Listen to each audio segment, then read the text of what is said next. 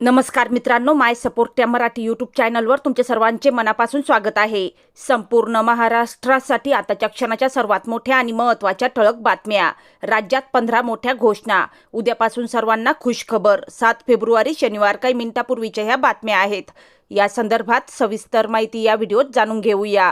तत्पूर्वी तुम्ही माय support Marathi YouTube चॅनलवर नवीन असाल तर खाली दिलेल्या लाल रंगाच्या सबस्क्राइब बटनावर क्लिक करा आणि समोरील बेल आयकॉन क्लिक करा, जेणेकरून महाराष्ट्राच्या ताज्या बातम्या तुमच्यापर्यंत सर्वात आधी पोहोचतील। तर चला सविस्तर बातम्या जाणून घेऊया। तर बघा, पहिली सर्वात मोठी आणि लाडक्या बहिणींसाठी दिलासादायक बातमी। राज्य सरकारची महत्त्वाकांक्षी योजना मुख्यमंत्री माझी लाडकी बहीण योजनेसंदर्भात राज्य सरकारने शुक्रवार दिनांक 6 फेब्रुवारी रोजी एक GR काढला आहे। त्यानुसार आता लाडक्या बहिणींना ई-KYC करण्याची संधी उपलब्ध करून देण्यात येत आहे। महाराष्ट्र शासनाच्या महिला व बालविकास विभागाने हे परिपत्रक काढले आहे। लाडकी बहीण योजनेसाठी ई-KYC पोर्टल शुक्रवारपासून सुरू करण्यात आले आहे। मागच्या काही दिवसांपासून ई-KYC पोर्टल बंद असल्याने लाडक्या बहिणींचे पैसे थांबले होते। राज्य शासनाच्या महिला व बालविकास विभागाने आदेश काढून पोर्टल सुरू केले आहे। यामुळे लाडक्या बहिणींना मोठा दिलासा मिळाला असून आता 31 मार्चपर्यंत ई-KYC करता येणार आहे। त्यानंतरची सर्वात मोठी आणि महत्त्वाची बातमी बघा। उपमुख्यमंत्री अजित पवार यांच्या अकाली निधनाने राज्यात सर्वत्र शोककळा पसरली आहे। यानंतर राजकीय वर्तुळासह महाराष्ट्रात घरोघरी दुःखाचा डोंगर कोसळला। आता यानंतर उपमुख्यमंत्री एकनाथ शिंदे यांनी मोठा निर्णय घेतला आहे। 9 फेब्रुवारीला एकनाथ शिंदे यांचा वाढदिवस आहे। मात्र यंदा वाढदिवस साजरा न करण्याचा निर्णय शिंदे यांनी घेतला आहे। एकनाथ शिंदे म्हणाले, राज्याचे उपमुख्यमंत्री अजित पवार यांचे विमान अपघातात निधन झाल्याने संपूर्ण राज्यावर दुःखाचा डोंगर कोसळला आहे। त्यामुळेच यावर्षी वाढदिवस साजरा करणार नसल्याचे उपमुख्यमंत्री शिंदे यांनी सांगितले। कार्यकर्ते, पक्षनेते, पदाधिकारी आणि नागरिकांनीही पुष्पगुच्छ आणू नयेत, तसेच शुभेच्छा देणारे होर्डिंग्ज लावू नये, तसेच वाढदिवसानिमित्ताने कोणताही सोहळा आयोजित करू नये असे आवाहन उपमुख्यमंत्री एकनाथ शिंदे यांनी केले आहे। त्यानंतरची सर्वात मोठी आणि महत्त्वाची बातमी बघा। राज्यातील ग्रामीण भागातील शेतजमिनीचा नकाशा तसेच 7/12 उतारामधील तफावत दूर करण्यासाठी महसूल विभागाने महत्त्वाचे पाऊल उचलले आहे। महसूल मंत्री चंद्रशेखर बावनकुळे यांच्या विशेष पुढाकाराने राज्यातील शेतजमिनीच्या पोट हिश्श्याची मोजणी करून नकाशे आणि अधिकार अभिलेख 7/12 अद्ययावत करण्याचा महत्त्वपूर्ण निर्णय घेण्यात आला आहे। यामुळे जमिनींचे प्रलंबित वाद मिटण्यास मदत होणार असून प्रत्येक भूखंडाला आता भू आधार क्रमांक मिळणार आहे। त्यानंतरची सर्वात मोठी आणि महत्त्वाची बातमी बघा। PM किसान आणि नमो शेतकरी हप्ता एकत्र येणार आहे। शेतकऱ्यांसाठी महत्त्वाची बातमी आहे। नैसर्गिक आपत्तीमुळे पिकांचे नुकसान झाले असेल तर त्यांना मदत मिळणार आहे। त्यांना आधार मिळावा यासाठी खरीप हंगामात विमा उतरवला आहे। या विम्यासाठी शेतकऱ्यांनी कोट्यावधी रुपयांची हिस्सा देखील भरला आहे। आता शेतकऱ्यांना लवकरच विम्याचे पैसे मिळणार असल्याचे सांगण्यात येत आहे। दरम्यान यासोबत शेतकऱ्यांना 6,000 रुपये मिळणार आहेत। फेब्रुवारी महिन्यात शेतकऱ्यांना PM किसान योजनेचा 22वा हप्ता मिळणार आहे। शेतकऱ्यांना 2,000 रुपये दिले जाणार आहेत। नमो शेतकरी योजनेचा हप्ता दिला जाणार आहे। नमो शेतकरी योजनेचा 8वा आणि 9वा हप्ता दिला जाणार आहे। त्यामुळे नमो शेतकरी योजनेचे 4,000 रुपये दिले जाणार आहेत। त्यामुळे शेतकऱ्यांना एकूण 6,000 रुपये मिळणार आहेत। त्यानंतरची सर्वात मोठी आणि महत्त्वाची बातमी बघा। महाराष्ट्र राज्य माध्यमिक व उच्च माध्यमिक शिक्षण मंडळाच्या मार्फत घेतल्या जाणाऱ्या इयत्ता 10वी आणि 12वीच्या परीक्षेमध्ये जिल्ह्यातील सर्व माध्यमिक व उच्च माध्यमिक परीक्षा केंद्रावर कायदा व सुव्यवस्थेचा प्रश्न निर्माण होऊ नये, गैरप्रकार होऊ नये, परीक्षा सुरळीतपणे पार पाडण्याकरता जिल्हाधिकारी तथा जिल्हा दंडाधिकारी जितेंद्र डुड्डी यांनी मनाई आदेश जारी केले आहेत। त्यानुसार पुणे ग्रामीण जिल्ह्यातील माध्यमिक परीक्षा केंद्राच्या परिसरात व त्या सभोवतालच्या 100 मीटर परिसरावर इतर कोणत्याही व्यक्तींना परीक्षा केंद्रावर प्रवेश करण्यास मनाई करण्यात आली आहे। तसेच परीक्षा केंद्राच्या परिसरात 2 किंवा 2 पेक्षा जास्त व्यक्तींना एकत्रित येण्यास मनाई करण्यात आली आहे।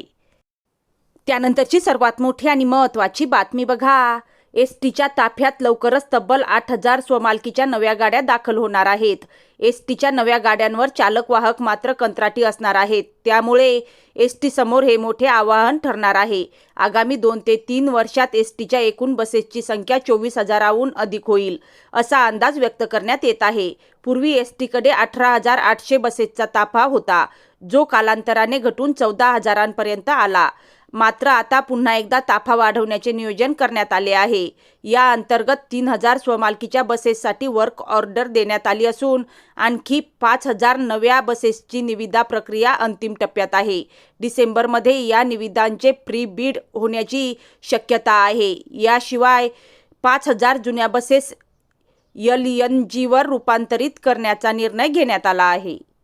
त्यानंतरची सर्वात मोठी आणि महत्त्वाची बातमी बघा. राज्यातील ग्रामीण आणि दुर्गम भागातील जनतेसाठी प्रवासाचे हक्काचे साधन असलेल्या महाराष्ट्र राज्य मार्ग परिवहन महामंडळाने एसटी प्रवाशांना महागाईचा आणखी एक झटका देण्याची तयारी केली आहे. एसटी महामंडळाच्या वाहतूक विभागाने सर्व प्रकारच्या बस सेवांसाठी भाडेवाढीचा प्रस्ताव सादर केला असून यामुळे सर्वसामान्यांच्या खिशाला कात्री लागणार आहे. एसटी महामंडळाच्या सूत्रांनी दिलेल्या माहितीनुसार गेल्या काही काळात इंधन आणि वंगण यांच्या किमतीत मोठी वाढ झाली आहे. तसेच बसच्या सुट्ट्या भागांचे दर वाढल्यामुळे गाड्यांच्या देखभाल आणि दुरुस्तीचा खर्च आवाक्याबाहेर जात आहे. महामंडळाचे उत्पन्न आणि खर्च यामध्ये मोठी तफावत निर्माण झाली असून ही आर्थिक तूट भरून काढण्यासाठी भाडेवाढ करणे अपरिहार्य असल्याचे प्रशासनाचे म्हणणे आहे. एसटीच्या सर्व प्रकारच्या बस प्रकारात तिकीट दर 2% वाढ होणार आहे. त्यानंतरची सर्वात मोठी आणि महत्त्वाची बातमी बघा. बसेस वेळेवर धावल्या तरच उत्पन्नाची चाके वेगाने फिरतील. दैनंदिन प्रवासात बसेस उशिरा सुटणे, रस्त्यावर बंद पडणे किंवा अचानक फेऱ्या रद्द होणे अशा तक्रारी असतात. यासाठी आगार पातळीवरील अधिकारी आणि कर्मचाऱ्यांनी अधिक जबाबदारीने काम करून प्रत्येक फेरी नियोजित वेळी सुटेल याची खात्री करावी, असे परिवहन मंत्री तथा महाराष्ट्र राज्य मार्ग परिवहन महामंडळ अध्यक्ष प्रताप सरनाईक यांनी सांगितले आहे. मंत्रालयातील दालनात आयोजित उत्पन्न वाढ आढावा बैठकीत ते बोलत होते.